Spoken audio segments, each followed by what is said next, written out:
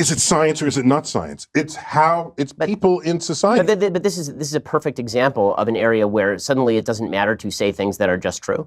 Like, why is it bad or wrong? I care what is objectively true in the world. If people express themselves on a gender spectrum, and that is an actual thing in an actual society, if we have not fully explained that scientifically, that's an interesting frontier to study. In today's video, we're diving into how Neil deGrasse Tyson shuts down Ben Shapiro on some hot topics like gender identity, science, and the whole freedom versus regulation debate.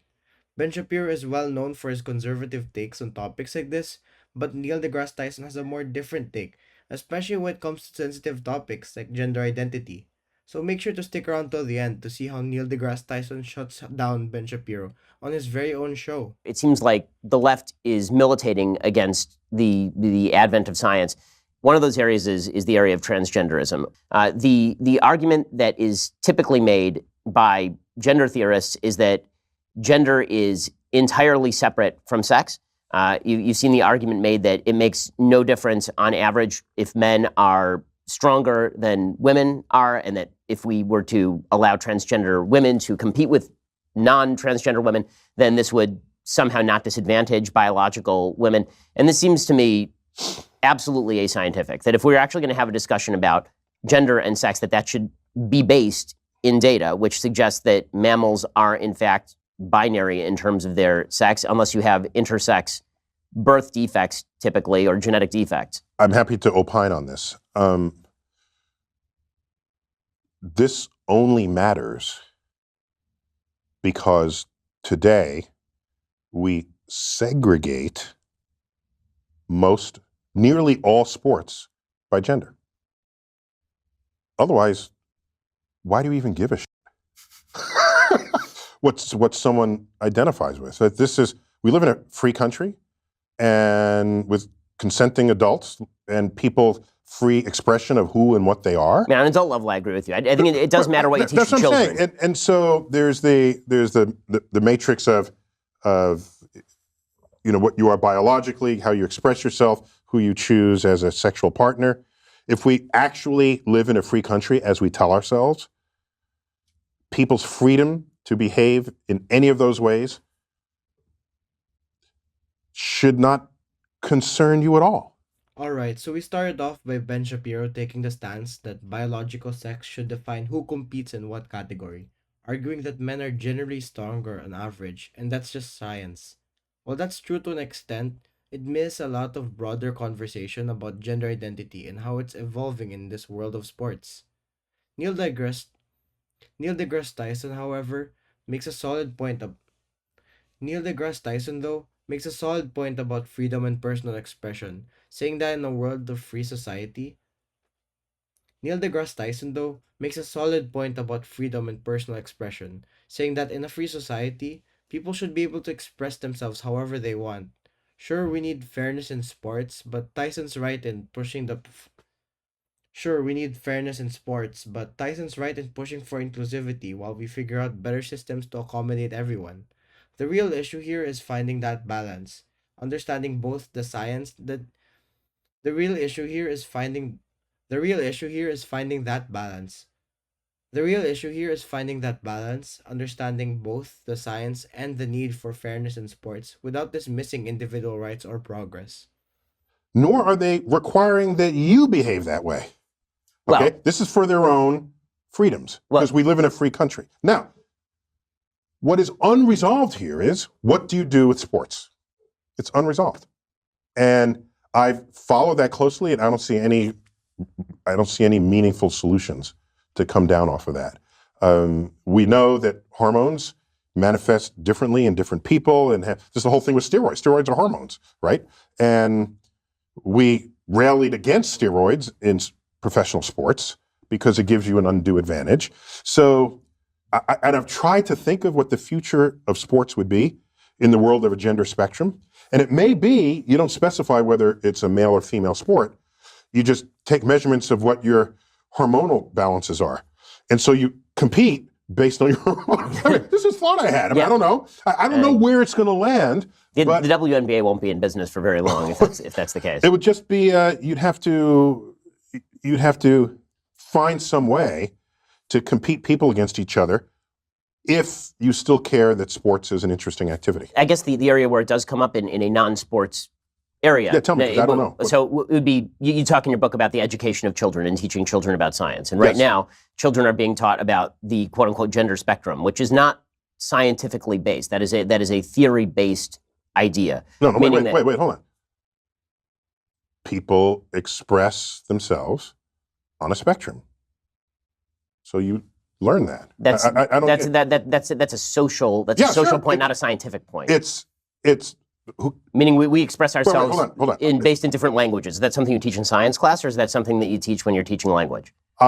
So whether the fact that people want to express themselves on a spectrum, on a gender spectrum, whether that fact is something you want to put in a sociology class or in a science class, maybe that remains to be determined.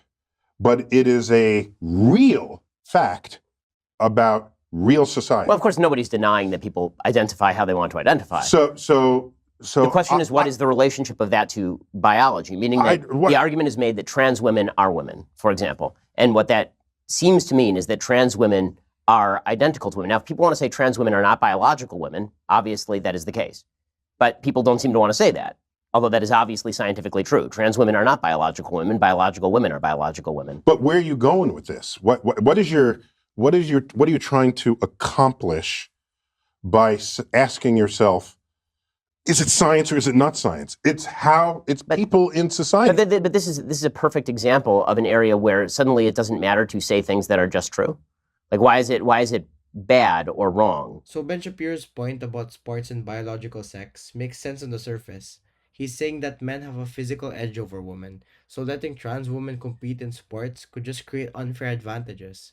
But Neil deGrasse Tyson comes at it from a different angle. He's thinking more on like, hey, why not focus on something more specific, like hormone levels, instead of just dividing sports by sex? And honestly, that could level the playing field.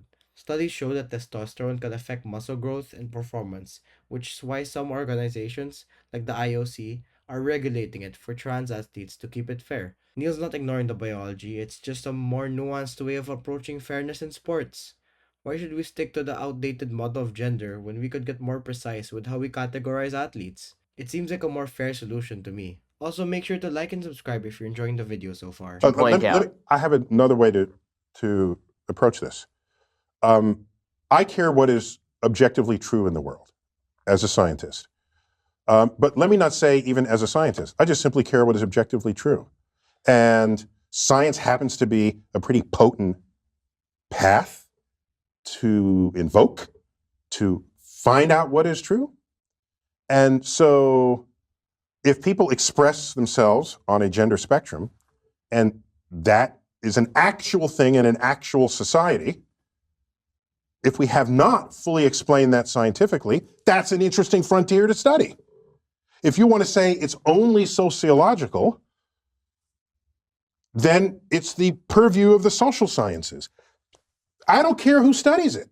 It's an interesting fact about society that's worth learning about.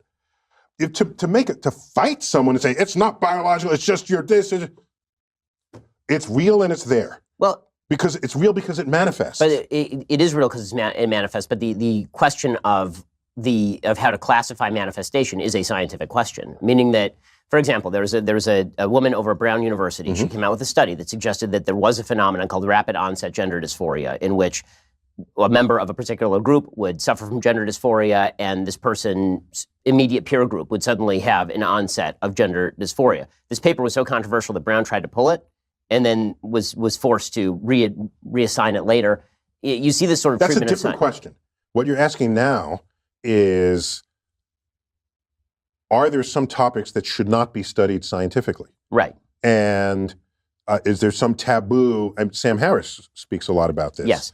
And I think the concern is, if you study some topic that's a hot button topic, and you bring scientific methods and tools to it, we don't trust, I'm interpreting here, I think we as a society don't trust that people in charge in a free country won't try to legislate something that will constrict people's freedoms in the face of that information.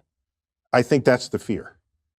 Well, isn't that... It's a fear. I mean, and isn't that... We don't trust our own ability to govern ourselves in the face of what could be some information relative to other kinds of information. Isn't that a bit of a problem? Yes.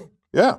Yeah, it's not. It means it's not a free society. It's not a society of free inquiry, which I think you need ultimately. But yeah. Neil deGrasse Tyson's talking about how the gender spectrum is a real phenomenon in society, and it's worth studying, even if science hasn't fully figured it out yet. It's not just a social thing, it's something that manifests in real life. Ben Shapiro brings up the controversial study on rapid onset gender dysphoria, which suggested that some people may develop gender dysphoria suddenly, usually influenced by their peers. This study sparked a huge controversy to the point where Brown University even tried to pull it, but later republished it after a public outcry. Neil argues that the science should tackle even the most controversial topics. If we don't let science explore these issues, it could just lead to restrictions on free inquiry and speech. And that's something we want to be very cautious about. The study Ben mentioned earlier about rapid onset gender dysphoria was by Dr. Lisa Littman and Brown University on 2019. It raised concerns about how peer influences might be affecting the onset of gender dysphoria in some adolescents, particularly among girls. The backlash against it led to debates on whether it was fair to categorize this phenomenon in this way. My general take on all of this stuff, from gender dysphoria to all of these issues, is bring out the science and then let's hash it out. I think that the problem I'm seeing on a lot of sides is... What is your motivation? Why? Right? Why does that matter? It matters because if you have political power, you could end up creating legislation that subtracts freedoms from people who previously were enjoying the same freedoms as you. The history of that exercise... Then make a better argument. ...doesn't end well. Well, but the history of which exercise? Bring out all the science and let's hash it out? I'm saying if you bring out all the science and the politicians hash it out, the history of that exercise is a recipe for disaster if it involves discoveries that put people's freedom as defined in our Constitution at risk. But now you're arguing for limitations on areas of particular study. No, I'm arguing on we need a way to shield, we need a way to protect people's freedoms in the face of whatever gets discovered scientifically. So I'll give you. I agree. I think that's what the Constitution is for, is to guard rights from. But we're always fighting people who want rights are always fighting others who are saying they don't get the rights from the Constitution. This is a daily challenge on the progressive left. It is a daily challenge, right? Here's an example. I forgot how I ended up getting this phone call. It was some magazine that serves the gay community. And I remember why, because they wanted my opinion on, they wanted my opinion about whether being gay was biological or mental. Right, there's that new study that came out, this vast study. Or psychological. Right, okay? Right. And I said, I don't care which it is. Find out what it is, fine. But the answer to that question should have no consequence on legislations or laws. Because, for example, suppose it said it's purely biological, okay? Then you say, oh, that explains it. Suppose it says it's purely psychological. What are you going to do now? You say, well, now you're going to go to the reorientation camps or whatever those are called, where they realign you because they say it's psychological rather than biological. All of a sudden, people start behaving in ways in society that want to constrict the freedom of expression of who and what people are. And that is a danger. So maybe there needs to be a line in the sand. Let science do what it does, but politicians keep us free. Yet there's so many politicians that are doing the opposite of that. So why aren't you a libertarian? And that scares me. I'm a libertarian. Come over here. Just okay. The line is right here. Just join me over here. All right, to wrap this up, Neil deGrasse Tyson's got it right. Science should be free to explore, but without messing with people's freedoms, especially on things like gender identity. When it comes to sports, it's a bit more complicated, but we're still figuring out how to make things fair for everyone. As for the facts, gender is a spectrum, and the science around hormones in sports is still developing. As long as it doesn't step on anyone's rights, science should keep it going. So make sure to like, comment, and subscribe if you want to see more debate breakdowns like this.